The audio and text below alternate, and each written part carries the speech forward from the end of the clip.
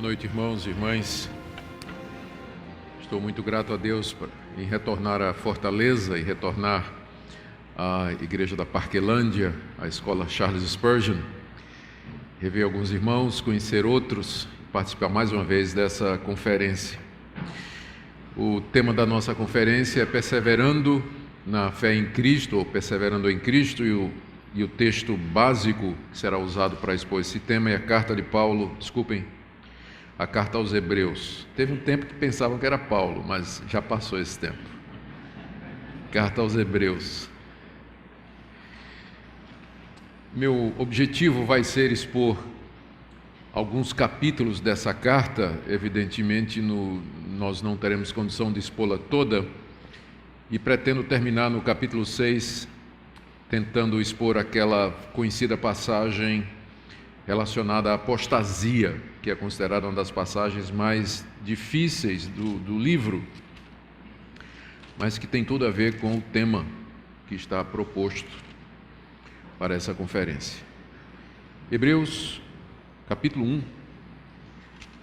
do verso 1 até o verso 14. Havendo Deus outrora falado muitas vezes e de muitas maneiras aos pais pelos profetas, nesses últimos dias nos falou pelo Filho, a quem constituiu o herdeiro de todas as coisas, pelo qual também fez o universo. Ele que é o resplendor da glória e a expressão exata do seu ser, sustentando todas as coisas pela palavra do seu poder, depois de ter feito a purificação dos pecados, assentou-se à direita da majestade nas alturas, tendo se tornado tão superior aos anjos quanto herdou mais excelente nome do que eles. Pois a qual dos anjos disse jamais: Tu és meu filho, eu hoje te gerei? E outra vez: Eu lhe serei pai e ele me será filho. E novamente, ao introduzir o primogênito no mundo, diz: E todos os anjos de Deus o adorem. Ainda quanto aos anjos diz: Aquele que a seus anjos faz ventos e a seus ministros labareda de fogo. Mas acerca do filho: O teu trono, ó Deus, é para todo sempre, e cetro de equidade é o cetro do seu reino. Amaste a justiça e odiaste a iniquidade, por isso Deus, o teu Deus, te ungiu com óleo de alegria como a nenhum dos teus companheiros. Ainda, no princípio, Senhor, lançaste os fundamentos da terra, e os céus são obra das tuas mãos. Eles perecerão, tu, porém, permaneces. Sim, todos eles envelhecerão, qual veste. Também qual manto os enrolarás, e como vestes serão igualmente mudados. Tu, porém, és o mesmo, e os teus anos jamais terão fim. Ora, qual dos anjos jamais disse: Assenta-te à minha direita, até que eu ponha os teus inimigos por estrado dos teus pés? Não são todos eles espíritos ministradores, enviados para serviço a favor dos que hão de herdar a salvação? Até aqui, queridos, a leitura da palavra de Deus. Essa carta foi escrita por um autor que nós não conhecemos, para judeus cristãos um pouco antes da queda de Jerusalém e que estavam passando por um grande sofrimento. A razão do sofrimento era provavelmente a perseguição que caracterizava o cristianismo nos seus primórdios. Basta ler o livro de Atos e nós veremos que a perseguição era quase que o que se esperava de qualquer pessoa que se tornasse um cristão. Eles haviam crido em Cristo através da pregação dos apóstolos, isso já fazia alguns anos, mas agora estavam sendo perseguidos pelos seus próprios patrícios judeus, os judeus que permaneceram incrédulos. Pelo que a gente lê na carta, alguns já tinham morrido por causa da fé, outros estavam presos e alguns líderes tinham morrido também em sofrimento por amor a Cristo. Ao contrário de que muita gente pensa, que a perseguição ela sempre é boa para a igreja, a perseguição faz com que as pessoas desanimem, faz com que elas percam a vontade de servir a Deus abertamente e faz com que cristãos fiquem confusos, porque é que Deus permite que tal sofrimento chegue até a sua porta. Nós estamos acostumados a olhar para aquele período da perseguição como sendo o período dos mártires, mas nem todo mundo morreu como mártir ou viveu como mártir naqueles períodos. Muita gente voltou atrás. Diante da possibilidade de perder a esposa, perder os filhos, ou perder a própria vida, ser torturado, muitos diziam que renegavam a Cristo e intimamente no seu coração estavam dizendo assim: Deus, tu sabes que eu não estou te renegando, não estou negando o meu Salvador, mas é que se eu não disser isso, a minha mulher vai ser morta, meus filhos vão ser mortos. E aí ele de público dizia que renegava a Cristo, enquanto que interiormente não era o que acontecia. E isso criava um dilema e uma sensação de culpa muito grande, confusão, perplexidade. Então, tem gente que diz assim: vamos orar por uma perseguição no Brasil para poder purificar a igreja. Não faça isso. Não ore por perseguição. Nós não temos a menor ideia do que é, de fato, ser perseguido brutalmente, fisicamente, por aquilo que a gente crê. O fato é que essas igrejas estavam debaixo de grande pressão e havia o risco de que muitos voltassem atrás para o judaísmo, deixando a fé em Jesus Cristo e retornando à antiga religião por causa de toda essa dificuldade. O autor da carta aos Hebreus, então, Hebreus, porque é destinada a Hebreus, é outro nome para os judeus, ele resolve escrever esta, que ele chama de palavra de exortação, no capítulo 13, verso 22, com o objetivo de encorajá-los, de animá-los a perseverar, mesmo no meio de tanto sofrimento, e o alvo maior dele é evitar que eles abandonem a Cristo, o cristianismo, e regressem ao judaísmo. A estratégia dele na carta, além de adverti-los de que a apostasia, o voltar atrás, abandonar a fé, resultaria em perdição, a estratégia dele na carta é mostrar, com base no Antigo Testamento, que Jesus Cristo é superior à antiga religião deles. Cristo é superior ao judaísmo. E aqui na carta ele mostra que Cristo é maior do que os anjos, que foram mediadores da revelação e da lei do Antigo Testamento. Jesus é maior do que Moisés, é maior do que Arão, é maior do que os sacerdotes. O sacrifício de Jesus é maior e melhor do que os sacrifícios feitos no templo. O sacerdócio de Jesus é superior ao sacerdócio levítico. O que esse autor deseja é que aqueles judeus cristãos fiquem firmes durante aqueles tempos difíceis e que eles não voltem para trás. Aqui eu já quero dizer para vocês o seguinte: o autor da carta aos Hebreus não está preocupado com o problema da predestinação. Se eu chegar para o reverendo, promovi ele a reverendo agora, o pastor Cleiton, e disser assim: pastor, se o senhor abandonar a fé em Cristo, o senhor vai para o inferno. Eu estou dizendo a verdade, sim ou não? Sim. Se ele abandonar Jesus Cristo, ele vai para o inferno. Se ele é eleito por Deus ou não, isso, eu vou dizer, é um problema de Deus, é uma questão que só Deus sabe. Do ponto de vista da eternidade para baixo aqui, onde ninguém tem na testa a placa eleito, eu posso me dirigir à igreja e a todos vocês e dizer: se algum de vocês abandonar Cristo, você vai para o inferno. E eu estou dizendo a verdade. Eu não vou entrar aqui na questão, porque o autor de Hebreus não entra. Mas e se for eleito, e se for predestinado? Se for eleito, se for predestinado, ele não vai negar Cristo. Mas como eu não sei quem é, eu digo a todos: quem abandonar Cristo e voltar atrás, está perdido. É isso que o autor faz. Então, o que acontece às vezes? Ignorando essa característica do autor, as pessoas às vezes querem usar Hebreus para dizer que o crente perde a salvação, porque aqui está cheio de exortações dizendo: só vai ser salvo quem perseverar até o fim. Mas ele está dizendo isso porque ele está tratando da questão da permanência em Cristo do ponto de vista da responsabilidade humana. Ele não está entrando na questão da eleição. Isso Paulo faz em Romanos 9. Então tem que ler Hebreus com Romanos. Mas aqui nós vamos ficar em Romanos e não vamos entrar nessa questão. O que nós vamos fazer é o que o autor está fazendo. Ele está advertindo aquelas pessoas que professam a Cristo e que estão nas igrejas: se vocês voltarem atrás, vocês estão perdidos. E é dessa maneira então que nós vamos tratar. Bom, aqui no capítulo 1, nós temos duas partes que serão expostas nessa primeira sessão. o autor fala da revelação de Deus em Cristo, que ela é maior do que a revelação que Deus fez de si mesmo no Antigo Testamento. Nós vamos aí nos versos de 1 a 4. E depois ele vai mostrar que Cristo é maior do que os anjos. Vai do verso 5 até o verso 14.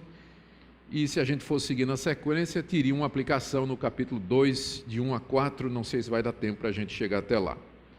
Mas vamos ver então a introdução, onde ele começa falando da revelação de Deus em Cristo como sendo maior do que aquela revelação que Deus deu no Antigo Testamento através dos profetas. Aqui ele fala de Jesus, o Filho de Deus, como sendo sua revelação maior, final e definitiva. Lendo esses versos de 1 a 4, nós perguntamos em que sentido a revelação de Deus em Cristo Jesus é superior àquela do Antigo Testamento. Deus se revelou no Antigo Testamento de muitas maneiras, de muitas formas, através dos profetas, teofanias, manifestações, sinais e prodígios, revelações diretas aos profetas, e não eram poucos. Finalmente, ele se revela em Jesus Cristo. Ele se torna um de nós, nasce de mulher, debaixo da lei, encarna, vive entre nós, assume a nossa humanidade, pessoalmente vem falar conosco. Em que sentido essa revelação é maior do que aquela que foi dada no Antigo Testamento? O nosso autor diz, em primeiro lugar, que é maior quanto ao número de vezes. No verso 1, havendo Deus outrora falado muitas vezes. Deus teve de falar muitas vezes no Antigo Testamento. Como os sacrifícios que havia no templo, que tinham que ser repetidos, porque eram incompletos. Mas em Cristo Deus falou uma vez só. Ele encarnou uma vez, ele veio a esse mundo uma vez. Então, enquanto que no Antigo Testamento ele teve que falar, mas em Cristo Jesus ele falou de forma definitiva e final. Por isso que a revelação em Cristo Jesus é superior àquelas revelações do Antigo Testamento. Quanto ao número de vezes. Segundo, quanto à forma. Havendo Deus outrora falado muitas vezes e de muitas maneiras. Ele falou de muitas maneiras, não só muitas vezes, mas de muitas maneiras. Ele falou aqui pelos profetas, e as revelações dadas aos profetas eram diferentes. Às vezes o profeta era usado como exemplo, às vezes Deus se revelava através de sonhos ao profeta, visões, êxtases, como por exemplo o profeta Ezequiel, aparições, como ele apareceu a Abraão em forma humana, ou quando apareceu a Jacó no Val de Jaboque, teofanias, é o nome que nós damos a estas manifestações, tipo a sarça ardente, a coluna de fogo, a coluna de nuvem. De muitas maneiras Deus se revelou. Mas em Cristo ele falou de uma única forma. Ele tomou a nossa humanidade, ele se tornou homem, como um de nós. Ele encarnou e veio nos visitar. Falou face a face, olho no olho. Então, enquanto que no Antigo Testamento ele teve que se manifestar muitas vezes e de muitas formas, em Cristo é uma vez e de uma forma única, final e definitiva. Ele se torna um de nós. É superior também com relação ao tempo. Havendo Deus outrora, esse outrora aí, dá a ideia de um tempo passado e superado, outrora. Ele já está falando da perspectiva de que os tempos antigos eram tempos que já tiveram seu lugar e que não tem mais a importância que tinham. Deus falou outrora, mas nesses últimos dias, olha o contraste aí entre outrora e nesses últimos dias, ele nos fala pelo seu Filho.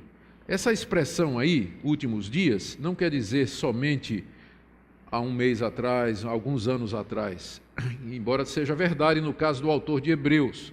Se a carta foi escrita na década de 60, provavelmente foi, então a manifestação final de Deus tinha sido há 30 anos. Então ele poderia falar últimos dias nesse sentido, mas só que a expressão últimos dias no Novo Testamento, ela tem um sentido escatológico. Os últimos dias é o nome que se usa constantemente no Novo Testamento para aquele período entre a primeira vinda de Cristo que é marcada pela sua encarnação, morte e ressurreição e o derramar do Espírito no dia de Pentecostes, e a sua segunda vinda. Então, o intervalo entre essas duas vindas é chamado de os últimos dias, os últimos tempos, a última hora, o fim dos séculos, porque depois disso não há mais nada, antecipando já o debate de sábado. Depois disso não tem mais nada, porque é a última etapa da ação de Deus na história. Por isso que é chamado de últimos dias, porque vai terminar a história desse mundo como nós o conhecemos. Então, a revelação de Deus em Cristo é superior àquela do Antigo Testamento, porque em Cristo Jesus, Deus, ao revelar-se em Cristo, Ele inaugura os últimos dias, a última etapa da história da humanidade, a última badalada do relógio de Deus. Por isso que é superior. Quanto ao tempo, também quanto à pessoa. No verso 2 ele diz assim: nesses últimos dias, Deus nos falou pelo Filho. O contraste é com os profetas. Os profetas eram servos de Deus, eram seres humanos como nós, sujeitos a paixões e corrompidos pelo pecado. Mas agora Deus nos fala pelo seu próprio Filho. E aí o nosso autor elabora. Quem é o Filho de Deus? Ele faz isso para mostrar a grandeza do contraste. Quem é esse através de quem Deus nos falou por último, comparado com Moisés, Arão, Abraão, os profetas, Samuel, enfim, Davi? Quem é esse? Esse é, verso 2, o herdeiro de todas as coisas. Os profetas não são herdeiros de todas as coisas, Abraão não é herdeiro de todas as coisas, mas aquele que vai herdar do Pai todas as coisas é o Filho Jesus Cristo. Ele é o herdeiro, ele é aquele pelo qual Deus fez o universo, final do verso 2. Através dele, Deus criou todas as coisas, ele é o Logos, é a palavra de Deus pela qual ele criou todas as coisas. Ele é o resplendor da glória de Deus. Você nota que vai tendo uma escalada aí. Ele vai falando do Filho e vai elevando cada vez mais a posição. Agora ele diz no verso 3 que o Filho, Jesus Cristo, é o resplendor da glória e a expressão exata do ser de Deus. O contraste entre o Filho, Jesus Cristo, e os profetas, e aqueles que foram instrumentos da revelação de Deus no Antigo Testamento, o contraste é muito grande. Esse, através de quem Deus nos falou nos últimos dias, de uma forma só, Jesus Cristo. Ele é aquele através de quem o mundo foi criado, ele é o herdeiro de todas as coisas e ele é a expressão exata do ser de Deus e é o resplendor da sua glória. É ele quem sustenta o universo pela palavra do seu poder. Verso 3. Ele sustenta todas as coisas pela palavra do seu poder. Vocês estão seguindo o argumento do autor. O que ele quer dizer é o seguinte: quando vocês eram judeus, a revelação que vocês tinham era aquela do Antigo Testamento. Não é que era errada, não é que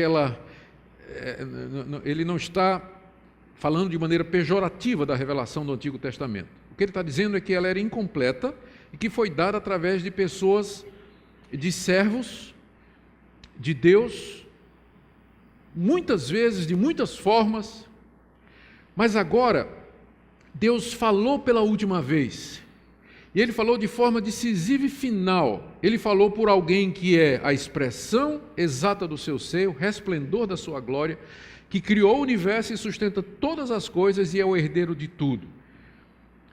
O cristianismo está ligado a essa revelação, é claro, e se baseia na do Antigo. Mas dizemos que o cristianismo é o judaísmo consumado, aperfeiçoado, amadurecido, chegou no pleno florescimento. A revelação do Antigo, ela é, portanto, parcial, estava em progresso, imperfeita, incompleta, suficiente para salvar, mas agora Deus nos falou de maneira completa. Você sair do cristianismo e voltar para os rudimentos do judaísmo, como até tem evangélico que gosta disso, de pegar elementos do Antigo Testamento, Arca de Noé, Templo de Salomão, não é? Não deve ter Hebreus na Bíblia de algumas pessoas, não é? Não deve ter Hebreus na Bíblia de algumas pessoas. Então seria um retrocesso Seria você trocar a revelação final e completa de Deus em Cristo Jesus por aquela que foi primeira, parcial e incompleta, considerando a pessoa através de quem Deus se revelou. Mas aí o nosso autor também fala a respeito da obra do Filho. No verso 3 ele diz que ele é aquele que fez a purificação dos pecados. Depois de ter feito a purificação dos pecados, assentou-se à direita da majestade nas alturas. Foi através dele que Deus consumou ou aperfeiçoou, terminou a obra da redenção prenunciada no Antigo Testamento através de inúmeros sacrifícios repetidos diariamente no templo. Mas agora, por um único ato de sacrifício desse que é a sua revelação, nota que a revelação não foi somente em palavras, mas em obras, Deus termina a obra da redenção, porque Ele purifica de fato os pecados. No Antigo Testamento havia prefiguração, mas Ele é aquele que faz a purificação dos pecados. E uma vez que Ele fez, Ele se sentou à direita de Deus nas alturas. E agora, essa é a última comparação, é quanto ao seu estado atual. Os profetas morreram, Moisés morreu, e eles eram os portadores da revelação do Antigo Testamento. Mas onde está Jesus Cristo, que é o portador da revelação final de Deus? Ele não está sepultado, Ele não está entre nós, o seu cadáver não está entre nós, porque Ele está sentado à direita da majestade nas alturas. Ele ressurgiu dos mortos, foi glorificado, assunto aos céus, está à direita de Deus e tem todo o poder nos céus e na terra. Esse é o ponto do nosso autor. Ele começa a carta dizendo para os seus leitores: se vocês voltarem para o judaísmo, olha só o que é que vocês estão trocando, olha o que é que vocês estão fazendo. Vocês já receberam a revelação final e maior de Deus em Cristo Jesus. Ela é superior porque foi dado por alguém superior, que fez uma obra superior, de uma maneira superior e uma única vez. Com isso, Deus terminou o seu plano de redenção. Você vai trocar isso pelo retorno aos rudimentos, aos princípios, ao ABC, ao beabá, quando você já está matriculado no curso de mestrado. Está voltando para o jardim da infância, por assim dizer. Esse é o primeiro argumento dele. A revelação em Cristo Jesus é superior àquela que foi dada no Antigo Testamento. Não porque é diferente, mas porque é o seu clímax, porque é o seu término, porque é o seu complemento, é a sua realização final. Por isso, voltar atrás, se valer dos elementos judaicos, valorizar aquilo que a revelação em Cristo já terminou, isso aí não faz o menor sentido mais. Esse é o alvo do nosso autor, mostrar que Jesus é maior do que os profetas, que a revelação dele é final e superior, e dizer mesmo que é maior do que os anjos, como nós vamos ver em seguida. O que nós podemos tirar de lição para nós aqui, antes de passar para a segunda parte aqui do capítulo?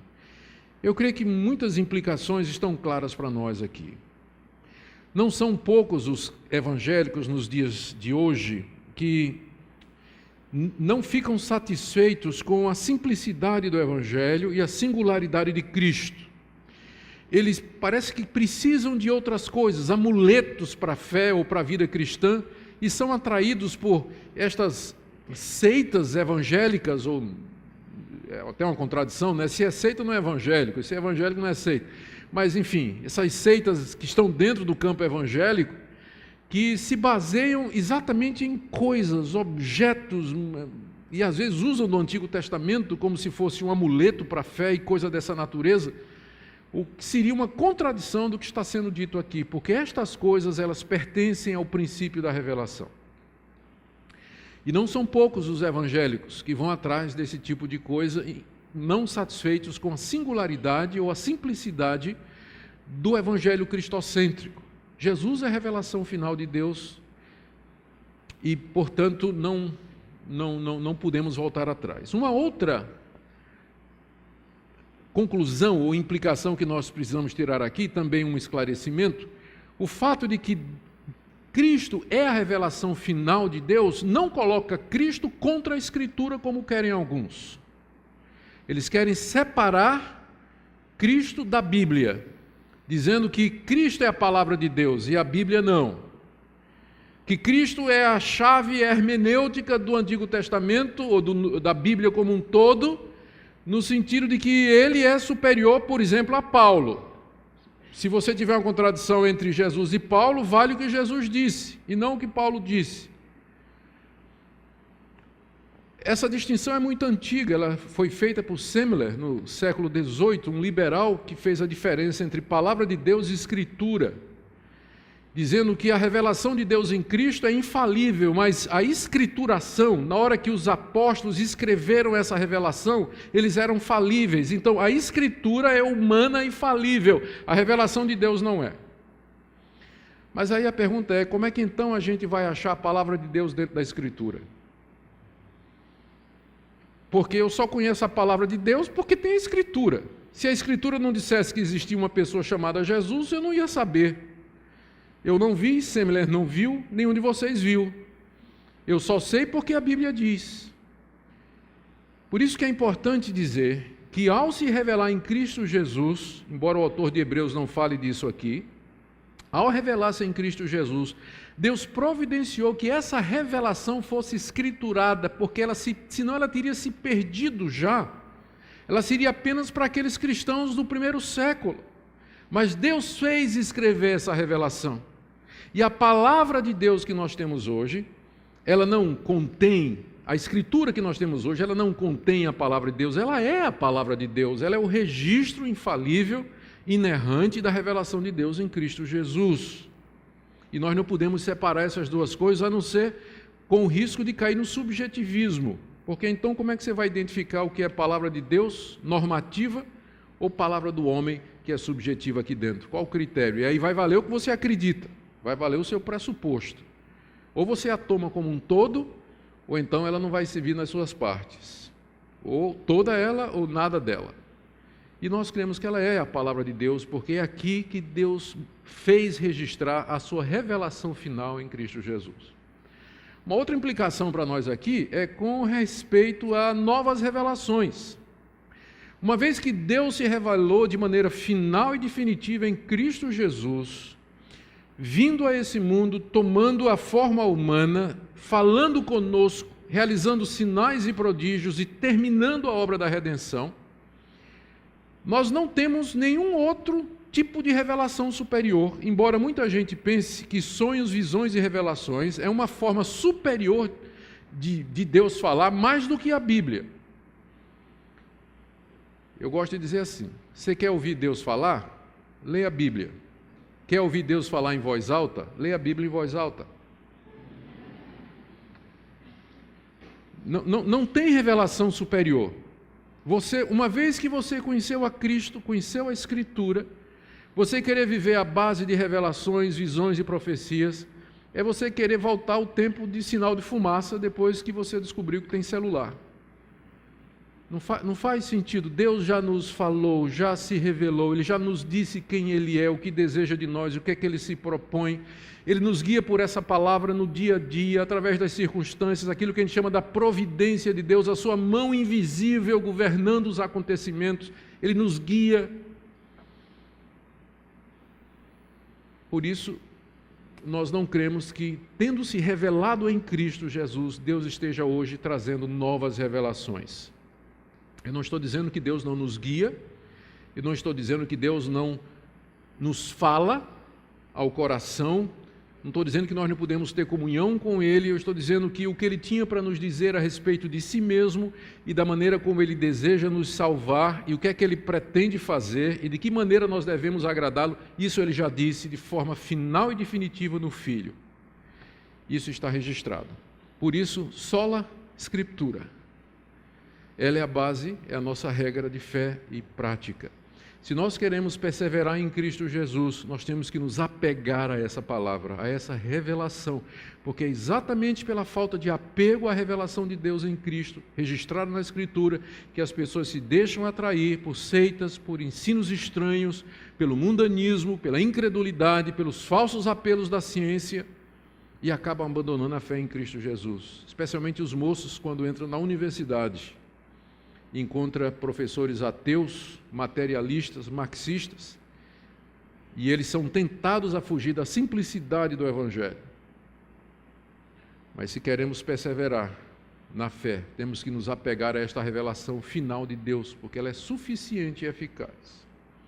Mas o nosso autor não parou aí, não é? No verso 4 ele diz que depois que o Filho assentou-se à direita da majestade nas alturas, ele se tornou tão superior aos anjos, quanto herdou mais excelente nome do que eles. E aí, a partir do verso 5 até o final, ele se ocupa, ele cita várias passagens do Antigo Testamento para provar a superioridade de Cristo aos anjos. Por que ele está tão interessado, ou por que era necessário provar para aqueles judeus a quem ele escreve, que Jesus era superior aos anjos? A razão é que os anjos tinham um papel muito importante no judaísmo daquela época. Lá em Atos 7:53, Estevão, naquele famoso sermão, na hora que ele estava sendo quando ele estava prestes a ser apedrejado por amor a Cristo, ele disse aos judeus o seguinte: vós que recebestes a lei por ministério de anjos e não aguardastes. Vós que recebestes a lei por ministério de anjos. A gente fica perguntando o que ele quer dizer com isso. Aqui mesmo o autor dos Hebreus, capítulo 2, no verso 2 ele disse: se tornou firme a palavra falada por meio de anjos, e toda transgressão ou desobediência recebeu o justo castigo. Ele está falando da lei. Ele está dizendo que essa palavra falada por meio de anjos é a lei. Anjos e lei. Lá em Gálatas, capítulo 3, verso 19, Paulo diz assim: a lei foi promulgada por meio de anjos. E aí agora então a gente tenta entender o que é que esses autores do Novo Testamento estão dizendo. E o quadro completo é esse, que lá no Monte Sinai, quando Moisés subiu para receber a lei de Deus, quem trouxe as tábuas e entregou a Moisés foram anjos. Deus não deu, não foi Deus quem deu a Moisés, embora Deus tenha escrito com seu dedo as tábuas da lei, figuradamente falando, né? Porque Deus não tem dedo, não é? Mas é a expressão que a Escritura usa. Deus próprio gravou as tábuas, mas quem trouxe as tábuas e entregou a Moisés foram os anjos. E agora, dentro do judaísmo, então, os anjos tinham esse papel extraordinário, porque a lei foi entregue por anjos. Que coisa gloriosa, que coisa maravilhosa. Mas aqui o nosso autor diz, não, o contrário. Esses anjos aí que entregaram a lei, eles são servos de Jesus Cristo. Cristo é o Senhor dos anjos. Por isso a revelação de Deus em Cristo é maior do que aquela revelação que os empregados dele trouxeram. É muito maior. Os anjos são apenas servos daquele que é Senhor de todas as coisas. Esse é o ponto dele nos versos que nós vamos ver agora. Lembrando que, embora o judaísmo não seja tão popular no nosso país, embora tenha muito, mas os anjos sempre foram objeto de fascínio por parte das pessoas. Eles se tornam objetos de adoração, de culto, as pessoas fazem orações aos anjos, tem até simpatia, né? Simpatias para atrair os favores dos anjos. A gente que descobre qual é o anjo do dia, descobre quem é o seu anjo da guarda, e você vai encontrar muita gente dando aí relato de que viu um anjo apareceu, um anjo fez um favor, um anjo abençoou e por aí vai. E as pessoas acham que isso é uma coisa extraordinária. Mas não para o nosso autor. O nosso autor vê os anjos no lugar deles.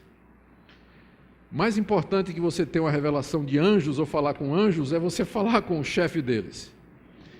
E você ter comunhão com ele, com o chefe dos anjos. Se você tem acesso ao chefe, não é? Às vezes a gente valoriza coisas que o Novo Testamento não valoriza. E aqui o nosso autor está desmistificando o papel dos anjos dentro da religião judaica e cristã também. Porque nós podemos correr o risco de ficar impressionados. Essa é outra forma de desvio, ficar impressionados com esses seres celestiais. O mormonismo começou quando Joseph Smith disse que um dia um anjo apareceu ao lado da sua cama, um anjo chamado Moroni, e lhe trouxe uma revelação da parte de Deus. Não são poucos. Não são poucos que dizem que viram anjos, trazendo revelações e doutrinas diferentes daquela da palavra de Deus. O método da comparação do nosso autor aqui é citar a lei. Ele cita as 3 divisões do cânon hebraico. Ele cita a lei, os profetas e os escritos. Isso porque os seus leitores conheciam muito bem o Antigo Testamento, eram judeus, para quem a Escritura era a autoridade final. Em que Jesus é superior aos anjos, então? Primeiro, com respeito ao relacionamento com Deus Pai, versos 5 e 6. Pois a qual dos anjos Deus disse jamais: Tu és meu filho, eu hoje te gerei, e outra vez eu lhe serei pai, e ele me será filho. E novamente, ao introduzir o primogênito no mundo, diz: E todos os anjos de Deus o adorem. Jesus Cristo é o Filho de Deus, ele foi eternamente gerado do Pai. Aqui o nosso autor cita no verso 5 o Salmo 2,7. O hoje te gerei aponta para a encarnação. Ele cumpriu com a encarnação do Filho a promessa feita a Davi, lá no 2 Samuel 7,14. E, portanto, Jesus é o primogênito de Deus no verso 6. E ele cita aqui Deuteronômio 32:43, onde está escrito que todos os anjos de Deus devem adorá-lo. Essa referência em Deuteronômio é a Deus Pai, que o nosso autor aqui usa para dizer que quando o Filho veio ao mundo, os anjos o adoraram, citando Deuteronômio, interpretando Deuteronômio para dizer que Cristo é Deus. Porque a passagem no Antigo Testamento se referia a Deus. Então, Jesus Cristo é o Filho de Deus. Ele é Deus. Os anjos, em contraste, são criaturas. Verso 6. Todos os anjos de Deus o adorem. Anjos de Deus significa isso, anjos feitos por Deus, anjos que pertencem a Deus e, portanto, são suas criaturas. É isso que eles são. E, portanto, devem adorar o Filho como adoram o Pai. Por isso, Jesus Cristo é superior aos anjos. Ele recebe a adoração dos próprios anjos no reino celeste. Então, Cristo é superior com respeito ao relacionamento com Deus e, segundo, quanto à posição que ocupa. Os anjos são ministros de Deus, mas Jesus Cristo é Deus e tem um reino, e os anjos são os seus servos. É o que ele diz aqui no verso 7. Ainda quanto aos anjos diz: aquele que a seus anjos faz ventos e a seus ministros labareda de fogo. Mas acerca do Filho diz: o teu trono, ó Deus, é para todo sempre, cetro de equidade é o cetro do seu reino. Estão vendo o contraste? Enquanto que a Escritura se refere ao Filho de Deus dizendo que o trono dele é para todo sempre, os anjos são referidos como ministros de Deus, que Deus usa como quer, como ao fogo e como ao vento. Terceiro contraste é com relação à unção de Deus. Está aí no verso 8, no verso 9. Ele diz: tu amaste a justiça e odiaste a iniquidade, por isso Deus, o teu Deus, te ungiu com óleo de alegria, como a nenhum dos teus companheiros. O destaque que é dado aqui ao Filho que amou a justiça, odiou a iniquidade, foi ungido com óleo de alegria, como a nenhum dos teus companheiros. Talvez essa expressão companheiros aqui possa se referir às hostes celestiais angélicas que o servem. Nenhum deles recebeu isso do Pai, do Criador de todas as coisas. Ele é destacado de entre a humanidade e de entre a criação angélica também. Quanto à existência, de 10 a 12. No princípio, Senhor, lançaste os fundamentos da terra e os céus são obra das tuas mãos. Está falando de Cristo. Eles perecerão, tu, porém, permaneces. Sim, todos eles envelhecerão qual veste. Também qual mantos enrolarás e como vestes serão igualmente mudados. Tu, porém, és o mesmo e os teus anos jamais terão fim. Cristo é eterno, Ele criou o mundo. Ele é para todo sempre. O mundo vai passar, Ele não vai. Os anjos, em contraste, eles foram criados. Eles não são eternos. Eternidade é um atributo que só Deus tem. Os anjos são imortais, mas não eternos. Eles foram criados mutáveis, alguns se desviaram e caíram, como os demônios, Mas Jesus Cristo é o mesmo ontem, hoje e o será eternamente. O outro contraste, o último, é com relação à autoridade. Enquanto que Jesus está sentado à direita de Deus, os anjos são espíritos ministradores. Verso 13. Ora, a qual dos anjos jamais disse: assenta-te à minha direita, até que eu ponha os teus inimigos por estrado dos teus pés? Não são todos eles espíritos ministradores enviados para serviço a favor dos que hão de herdar a salvação? O contraste é claro. O Filho está sentado à direita de Deus Pai e tem todos os inimigos debaixo dos seus pés, aguardando somente a morte. É o último inimigo que resta a ser conquistado na ressurreição. Mas os anjos, verso 14, são espíritos ministradores. Eles não têm corpo, são seres espirituais. São ministradores, servos, enviados por Cristo para serviço a favor dos que hão de herdar a salvação.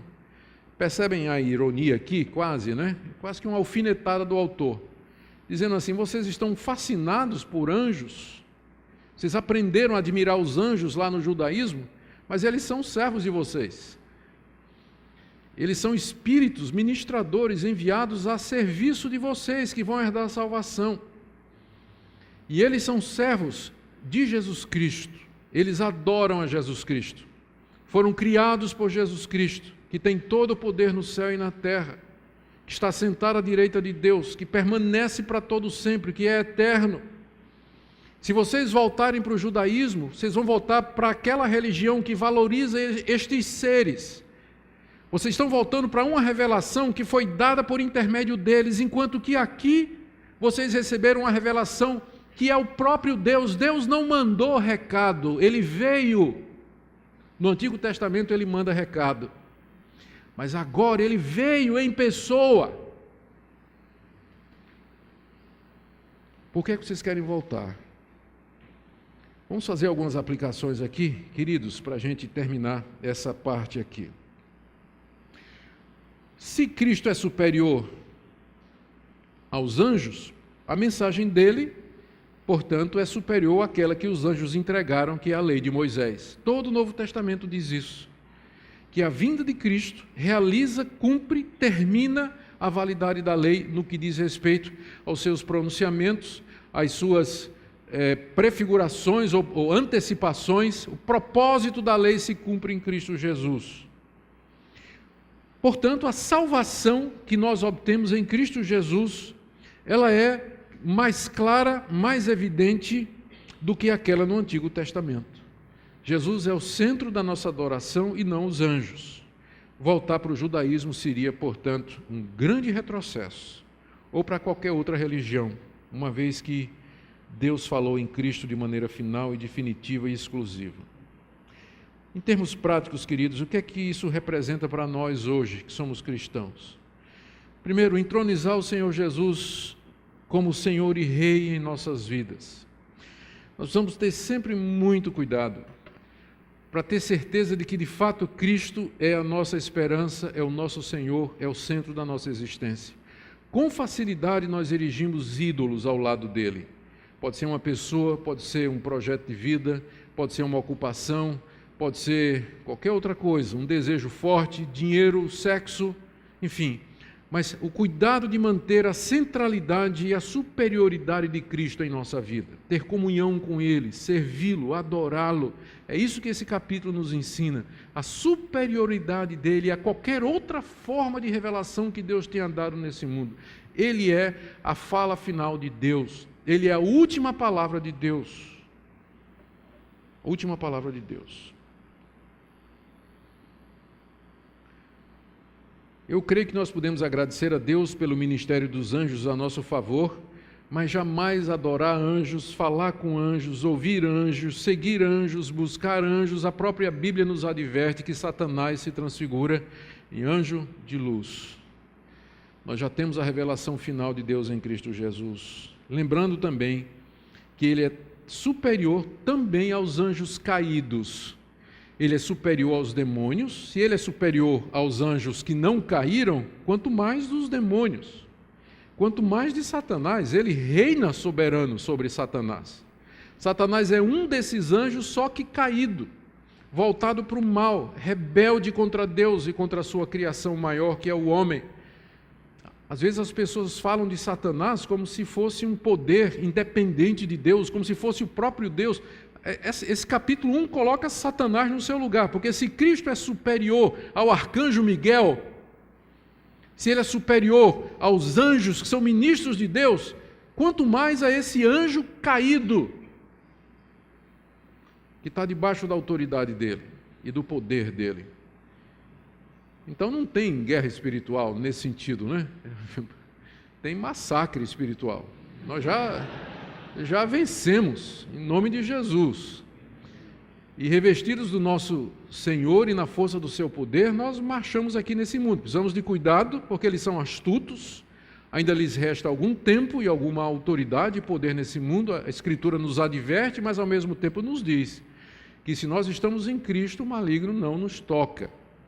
E nós podemos andar nesse mundo confiantes que nós servimos aquele que é Senhor dos anjos, tem toda a autoridade no céu e na terra.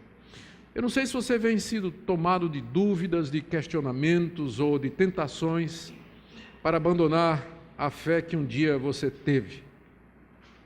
Essas tentações podem acontecer.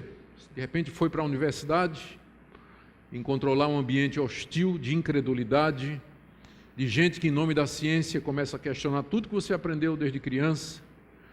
Ou então você começa a escutar na televisão, começa a ver vídeos de determinados mestres com ideias interessantes que falam bem, e de repente eles não estão dizendo aquilo que você aprendeu na Bíblia, aquilo que você aprendeu no Evangelho de Cristo Jesus, e você se sente tentado a tudo isso. Tenha cuidado, porque a maior estratégia de Satanás não é possuir as pessoas, para as pessoas caírem no chão, babando pelo canto da boca, os olhos bugalhados, dizendo palavras sem sentido. Não. Satanás é o pai da mentira. E a maior estratégia dele é corromper as mentes e nos afastar da simplicidade que há em Cristo Jesus. É levar as pessoas a abandonar a fé, abandonar Jesus Cristo. Isso às vezes é um processo sutil que leva muito tempo, vai acontecendo no coração, vai acontecendo. Às vezes um pecado não resolvido.